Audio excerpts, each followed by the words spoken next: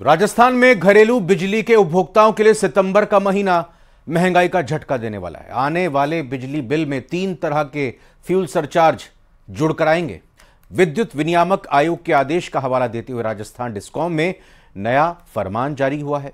जाने आपकी जेब पर कितना असर पड़ेगा, देखते हैं इस रिपोर्ट में। घरेलू उपभोक्ताओं का फ्यूज उड़ाएगा सरचार्ज, बिजली बिल में जुड़कर आएगा ट्रिपल फ्यूल सरचार्ज। डिस्कॉम के ताजा फरमान पर सियासी संग्राम। अगले माह सितंबर में आने वाले आपके घर का बिजली का बिल इस बार बढ़कर आने वाला है। नए बिजली के बिल में अब फ्यूल सरचार्ज जुड़कर आएगा, जिसके बाद आपके औसत बिल में बढ़ोतरी देखने को मिल सकती है। हालांकि 200 यूनिट खर्च करने वाले उपभोक्ताओं पर इस नए सरचार्ज का भार नहीं पड़ेगा। नए आदेश के मुताबिक सितंबर महीने में आने वाले बिजली के बिल में अब बेस फ्यूल सरचार्ज को 54 पैसे से बढ़ाकर 57 पैसे किया गया है। इसमें 3 पैसे यूनिट की बढ़ोतरी हो गई है। इसमें औसत बिजली खरीद की लागत 4 रुपए 24 पैसे के हिसाब से बेस फ्यूल सरचार्ज बढ़ाया गया है। फ्यूल सरचार्ज के जरिए डिस्कॉम करीब 5,000 करोड़ रुपए वसूलने की तैयारी कर रहा है। पिछले साल के बकाया फ्यूल सरचार्ज के रूप में करीब 4,400 करोड़ रुपए वसूलने के भी आदेश जारी कर दिए गए हैं। करीब 90,000 करोड़ का घाटा पूर्ववर्ती कांग्रेस सरकार हमारे ऊपर डाल के गई थी, उसको भी हमको पूरा करना है। बिजली कंपनियों को आर्थिक हालत पुनः ठीक करनी है, लाभ की स्थिति में उनको लाना है। चाहे काश्तकार है, चाहे उद्योगपति है, चाहे घरेलू उपभोग करने वाला हमारा उपभोक्ता है, उन सबको भी बिजली के रूप में पूर्ण रूप से आत्मनिर्भर कर संतुष्ट करना है। 3 गुना फ्यूल सरचार्ज का गणित समझिए। 2022-23 के चौथे तिमाही के 1 रुपए 33 पैसे के बकाया फ्यूल सरचार्ज को भी बढ़ाया गया। 2023-24 की पहली तिमाही के बकाया 90 पैसे के फ्यूल सरचार्ज को भी बढ़ाया गया। उपभोक्ताओं पर भार को देखते हुए 13 पैसे प्रति यूनिट वसूलने के आदेश दिए गए। जब तक तिमाही के उपयोग पर कुल 2 रुपए 23 पैसे वसूली नहीं होगी, तब तक सरचार्ज रहेगा। इसमें 200 यूनिट से कम वाले उपभोक्ताओं और किसानों पर कोई भार नहीं आएगा। अब पूरे साल भर बिजली खपत के औसत यूनिट के आधार पर सरचार्ज निकालेंगे।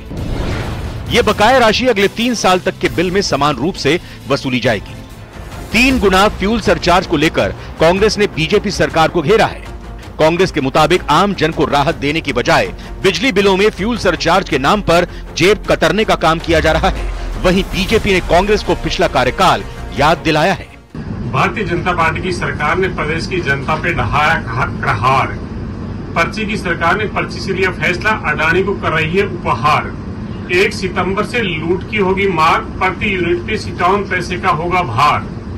अब राजस्थान की 8 करोड़ जनता से 4,400 करोड़ रुपए लूटने की सरकार तैयारी कर चुकी है, जिसका कांग्रेस पार्टी और आम जनता विरोध करता है। देखिए, कांग्रेस के लोगों को बिजली पर बोलने का अधिकार नहीं होना चाहिए। 5 साल जब कांग्रेस पार्टी की सरकार थी, तब राजस्थान में बिजली की क्या स्थिति थी सबने देखा है। किस तरह बिजली की कीमतों को इन्होंने बढ़ाया। 9 बार फ्यूल सरचार्ज के नाम पर बिजली की कीमतों को कांग्रेस पार्टी की सरकार ने बढ़ाया है। डिस्कॉम्स ने भले ही बिजली दर नहीं बढ़ाई हो, लेकिन सरचार्ज के रूप में जेब काटने का रास्ता खोल रखा है। अब देखना होगा बिजली कटौती की मार झेल रही जनता ट्रिपल फ्यूल सरचार्ज की मार कैसे बर्दाश्त करती है। Bureau report, news 18 Rajasthan. Ajmer जिले में लगातार हुई बारिश के बाद जलाशय और तालाब ओवरफ्लो हो गए हैं, जिनका खामियाजा शहर के कई कॉलोनी के साथ ही ग्रामीण क्षेत्रों को उठाना पड़ रहा है। अजमेर की आना सागर झील से भी 3 गेट खोलने के बाद 13-13 इंच पानी छोड़ा जा रहा है, जिसके कारण ब्रह्मपुरी से लेकर गोविंदगढ़ तक अलर्ट जारी करने के साथ ही जलभराव की स्थिति बनी हुई है।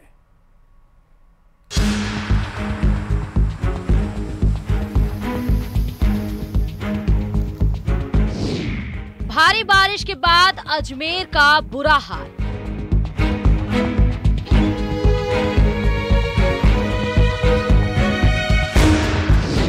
जलाशय और तालाब हुए ओवरफ्लो।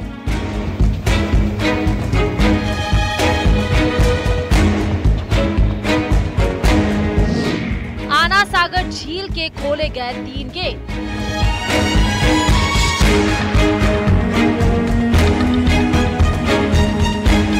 ये आना सागर स्केप चैनल का नज़ारा हम दिखा रहे हैं आपको। इस आना सागर झील में जो है फाई सागर का पानी आ रहा है और साथ में ही चौरसेवास तालाब का पानी तेज गति से आ रहा है, जिसके कारण इसका जो लेवल है वो 13 फीट से 2 फीट और ऊपर हो गया था, जिसके कारण 13-13 इंच के तीनों जो गेट हैं वो खोले गए हैं और इसका पानी अब लगातार जो है खानपुरा होते हुए विभिन्न मार्गों से होकर जो है गोविंदगढ़ तक पहुंचता है। ऐसे में अजमेर की स्थिति इस पानी को लेकर खराब हो गई है। एक तो बारिश, ऊपर से आना सागर झील के 3 गेट खोलकर 13-13 इंच पानी का छोड़े जाना अजमेर के लोगों की मुसीबत बढ़ा रहा है। ब्रह्मपुरी से लेकर गोविंदगढ़ तक पानी ही पानी नजर आ रहा है। कॉलोनियों में पानी भर गया है, जिसके चलते लोगों का आना जाना मुश्किल हो रहा है। आना सागर झील से छोड़े जाने वाला पानी अब लोगों के लिए मुसीबत भी बन रहा है।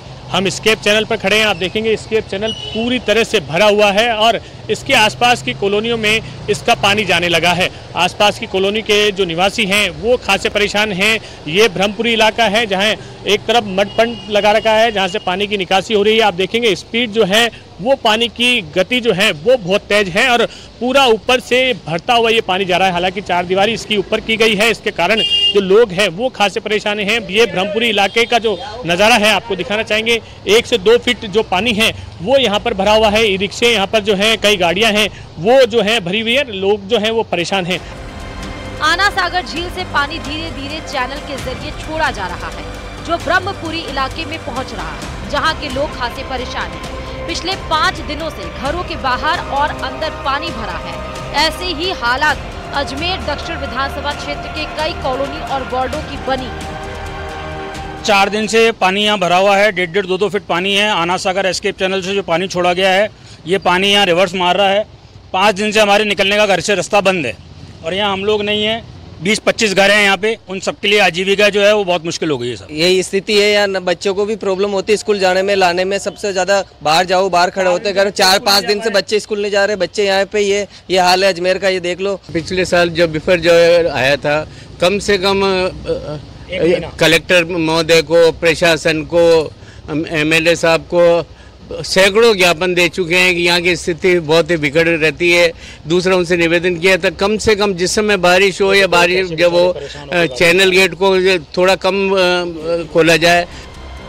नगरा सुनहरी कॉलोनी अलवर गेट में पानी भरा है, इसके चैनल लगातार ओवरफ्लो हो रहा है। इसी प्रकार खानपुरा तालाब भी ओवरफ्लो हो चुकी है। ममता बुधवाड़ा होते हुए यह पानी गोविंदगढ़ तक पहुँच रहा है। गनीमत है कि पिछले 2 दिनों से अजमेर में बारिश का जोरों से काम हुआ है, जिसके कारण निकासी धीरे धीरे हो रही है और सामान्य स्थिति के आसार बने। लेकिन अगर फिर से बारिश होती है तो फिर स्थिति विकट हो सकती है। स्थायी समाधान है वो यहाँ पर नहीं हो रहा, क्योंकि पिछले साल जब विपर्जोय आया था तब भी ये जो स्थिति है इससे विकराल हुई थी और इस बार जब बारिश हुई है उससे पहले जो तैयारियां की जानी चाहिए थी वो तैयारियां नहीं की गई, जिसके कारण ये स्थिति बनी है आना सागर झील में। क्योंकि बारिश भी हालांकि बहुत तेज हुई है, अजमेर में बहुत ज़्यादा हुई है, जो औसत है उससे अधिक हुई है। ऐसे में स्थिति जो है लगातार अलग अलग क्षेत्रों में इसी तरह की बनी हुई है। कैमरा पर्सन कौशल सेन के साथ अशोक सिंह, न्यूज़ 18 अजमेर। गुजरात की बात करते हैं। इस समय 27 जिलों में बाढ़ से, बरसात से हाहाकार मचा है। 24 नदियां खतरे के निशान से ऊपर बह रही हैं। बाढ़ और बारिश की वजह से अब तक 15 लोगों की जान जा चुकी है। 28 अगस्त को द्वारका, जामनगर, राजकोट और पोरबंदर जिलों में 12 घंटे में 50 मिलीमीटर से 200 मिलीमीटर के बीच बारिश दर्ज की गई है। द्वारका के भानवड़ में 185 मिलीमीटर बारिश हुई, जो गुजरात में सबसे ज्यादा है। बाढ़ के भीषण हालात को देखते हुए पीएम मोदी ने गुजरात के सीएम से बातचीत की है, मदद का भरोसा दिया है। इस समय गुजरात में सेना, एनडीआरएफ, एसडीआरएफ के जवान लगातार रेस्क्यू ऑपरेशन में जुटे हैं। अलग अलग तस्वीरें इस वक्त आपकी टीवी स्क्रीन पर दिख रही हैं। वडोदरा, जूनागढ़, पोरबंदर, राजकोट और गुजरात के बाकी हिस्सों में भी, चाहे जामनगर हो या कच्छ हो, बाढ़ विकराल रूप लेती जा रही है।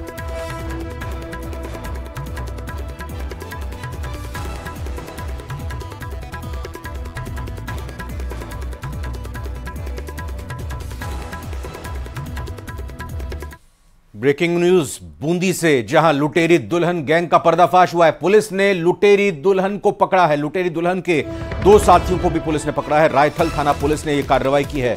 बूंदी जिले की रायथल थाना पुलिस ने भोले भाले लोगों को शादी का झांसा देकर ठगी करने वाली लुटेरी दुल्हन गैंग का पर्दाफाश कर लुटेरी दुल्हन ऋतु वर्मा, दलाल सपना चावरे और लखन को गिरफ्तार किया है। कार्रवाई के संबंध में थाना प्रभारी सुजीत सिंह ने बताया कि गत वर्ष 14 फरवरी को खटियाड़ी निवासी महावीर शर्मा ने दलाल सपना चावरे और लखन के माध्यम से 2,20,000 रुपए देकर इंदौर निवासी ऋतु वर्मा से शादी की, जो कि शादी के 4 दिन बाद सोने चांदी के आभूषण लेकर फरार हो गई थी, जिसके मामले में पीड़ित पति महावीर शर्मा द्वारा थाने पहुंचकर धोखाधड़ी का मुकदमा दर्ज करवाया गया और इसके बाद रायथल थाना पुलिस हरकत में आई। लुटेरी दुल्हन और बाकी साथियों को तलाशा गया। इसी कड़ी में पुलिस द्वारा लुटेरी दुल्हन समेत 2 दलालों को गिरफ्तार करने में कामयाबी मिली है।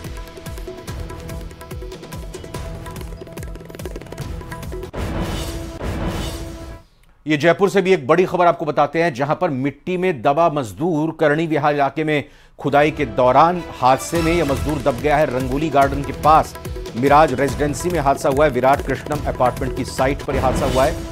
वाटर हार्वेस्टिंग के लिए गड्ढा खोदते वक्त मिट्टी ढह गई। करीब 10 फीट गहरे गड्ढे में मजदूर दब गया और एसडीआरएफ की टीम रेस्क्यू के लिए मौके पर पहुंची। सिविल डिफेंस की रेस्क्यू टीम भी मौके पर पहुंची है। ग्राउंड जीरो से ये आप रेस्क्यू ऑपरेशन की खबरें और तस्वीरें इस वक्त देख रहे हैं। विष्णु शर्मा हमारे संवाददाता जुड़ चुके हैं और जानकारी के साथ। विष्णु, अभी क्या स्थिति है?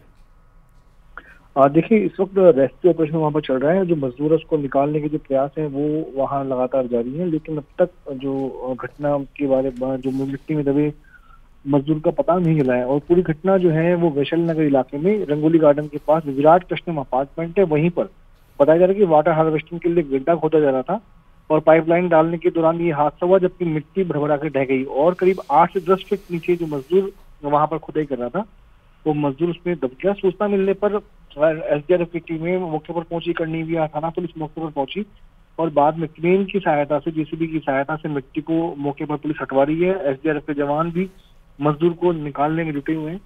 लगता है कुछ समय के बाद ये ऑपरेशन पूरा होगा और संभवतः मजदूर को बाहर निकाल लिया जाएगा, लेकिन क्या वो जिंदा स्थिति में है ये भी इस पर पुलिस जो है संभावना कम जता रही है। जी, धन्यवाद विष्णु शर्मा आपका फिलहाल जानकारी और अपडेट देने के लिए इस खबर पर।